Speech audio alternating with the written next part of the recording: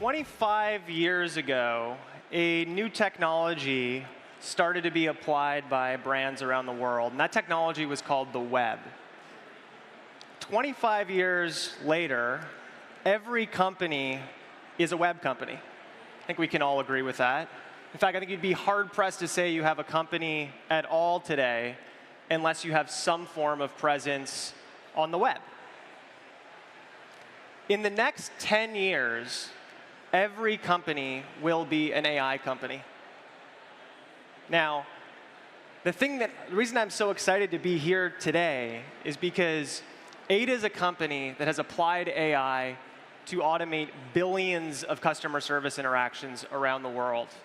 And we've learned a lot about how to build for this AI future. Because I think that is the key question for every entrepreneur in the room today. Knowing that every company in the next 10 years is going to be an AI company, the question is, how do you approach building differently in that world for that future? And so I'm going to tell you my story. 6 years ago, I was working on a consumer tech company that was growing very quickly, and it encountered this customer service problem. We couldn't figure out how to scale our customer service operations in line with our user growth. I started to see our customers experience long wait times.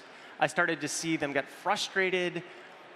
I started to witness our team go from treating our customers as people to treating them as numbers that we were trying to keep at bay.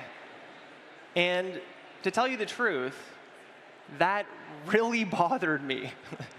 Because one of the reasons I get out of bed in the morning is because I love building powerful software that's delightfully simple to use. And I think that the way that you build that kind of software is by talking to your customers a lot. Like a lot. So much so, actually, that your customers feel like their product is theirs. They feel ownership over it because you converse with them so often.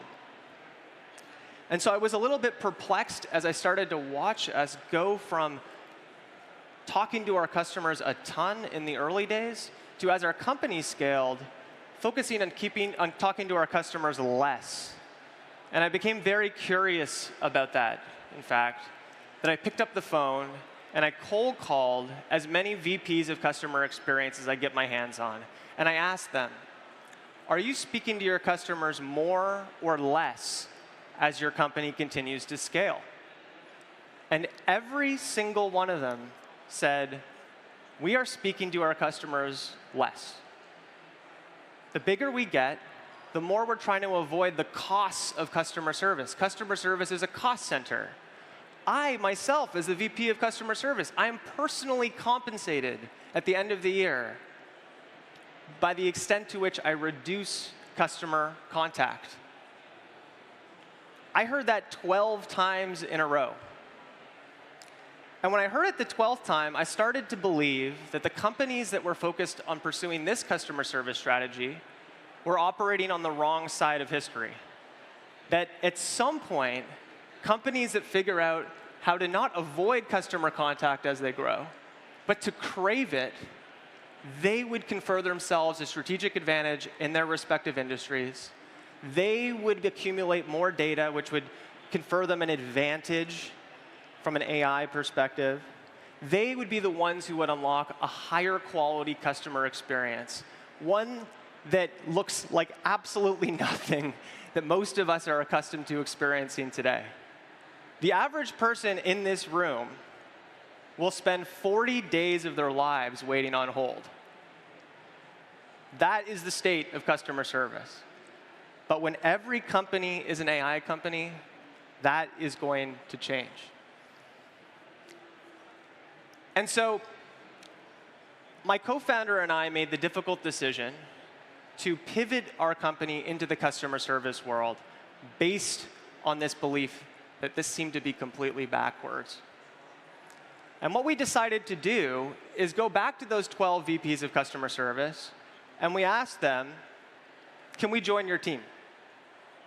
we would love to be a member of your customer service team. And 7 of them said, you're hired.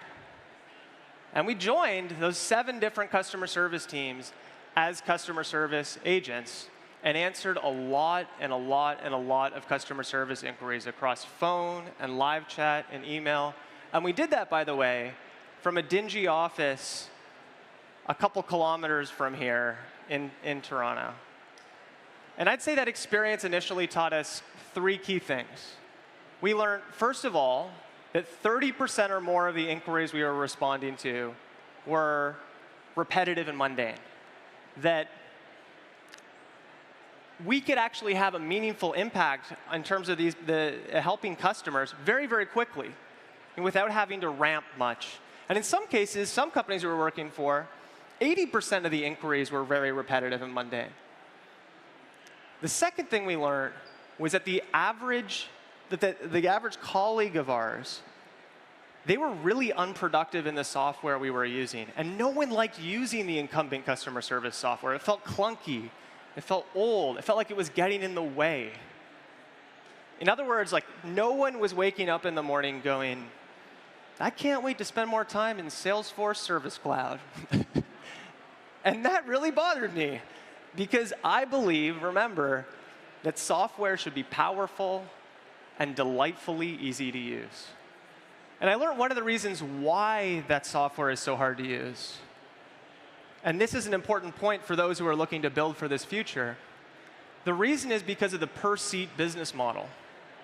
The software vendor doesn't have an incentive to make the user more productive, because they're focused on selling more agent seats. And if you improve the productivity too much, you curb the number of seat licenses you can sell.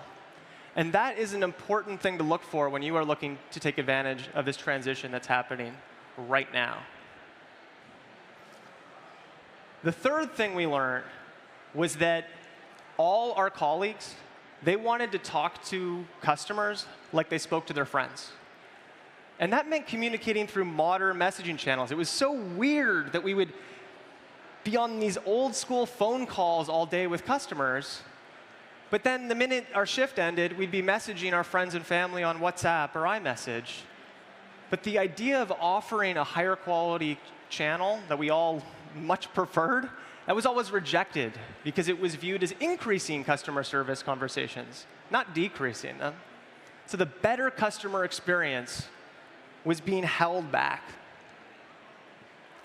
And so it was at this point in our journey, maybe a month or 2 into doing a lot of customer service, that we became pretty convinced that there was a better way to do this.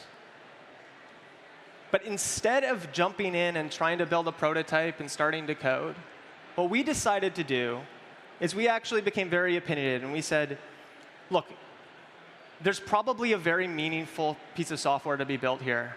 There's probably a huge company that's going to transform how customer service is performed around the world. But the company that does that is going to understand the underlying manual processes better than anyone. And that's another key element I'd encourage all the entrepreneurs in the room to think about, is understand the importance of doing it manually first and understanding the manual processes that your software subsequently is going to automate. And so for the better part of the year, we didn't write any code at all, and we became literally the most productive agents on each one of these teams, these 7 teams, manually. Agent number 1 or agent number 2 on the leaderboard. And we saw some pretty exciting results. We saw churn go down in these businesses. It turns out, if you respond to customers more quickly, they like your business more. Who would have thought? We saw agent attrition fall precipitously. Now, for many of you, I'm sure, are familiar with the fact that in the enterprise, customer service turnover rates, the customer service department, they typically have the highest rate of turnover in the enterprise, north of 45% annually. In the pandemic, that's risen as high as 80% in some industries. But if you remove the repetitive nature of that job, people like their jobs more. And the turnover goes way down. And what you're left with is a role that is so much more intellectually stimulating, where you are focused on solving hard customer problems, not helping 100 people reset their password. And it turns out that not only is that better from a career development perspective and engagement perspective for agents, those problems that you're solving tend to be better for the business too. They tend to be revenue generating. So it's better for the customer, it's better for the agent, it's better for the business. And the other result, the final result we saw, was that customer service conversation data was a gold mine. It was just a dramatically underutilized data set that contained very valuable product insights, sales opportunities, strategic information that really should have been bubbled up to leadership, but instead, which was siloed in this one department that very few people paid attention to. Which is another thing that if you're building for the AI-first future, you should be looking for. What are the data sets that are under-leveraged in the enterprise? What is the data that is overlooked that can create more value than perhaps it is today? And so, having performed all these manual processes, become the best agents on these 7 teams, produce meaningful business results that we were convinced were incredibly valuable for our colleagues and for the companies we worked for. It was only then that we set out to actually build software. And building that software, the problem that software needed to solve became very clear. It needed to replicate the manual behavior we'd been engaged in. And that's what we did. We took an ML approach, because we had access to so much data, to replicate that behavior. And then we focused on making those ML techniques as easy to use as possible, because all our colleagues were non-technical. We knew we needed to empower our colleagues with the technology to improve the experience. And what we built at first was a basic web application that allowed our colleagues to automate, without any engineering resources, about 30% of their customer service inquiries. And we put it in their hands, and we knew it worked because we didn't get fired. Our colleagues, our managers were none the wiser. Our colleagues were just as delighted with the results that were being performed by us manually versus automatically through our software. And that's when we really knew not only that we were creating value, but how we were creating that value.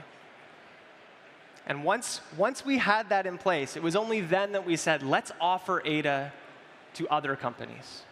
And what started first is giving it to a handful of small and medium businesses.